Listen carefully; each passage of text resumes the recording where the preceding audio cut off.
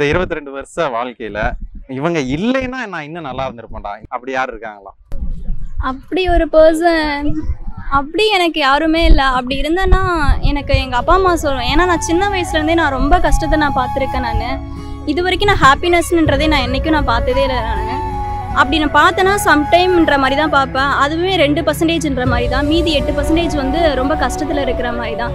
அதனால் அதே நினச்சிட்டு ஃபீல் பண்ணிட்டு எனக்கு யாருமே வேணான்னு சொல்லிட்டு தான் நான் எல்லாத்தையும் வெறுத்து ஒதுங்கி நான் தனிமையாக இருப்பேன். ஆமாம், ஹாப்பினஸ் தேடி ஒவ்வொன்றும் எதெல்லாம் கிடைக்குதோ அதை நினச்சி நான் ஃபீல் பண்ணி என்ஜாய் பண்ணிகிட்டு இருப்பேன்.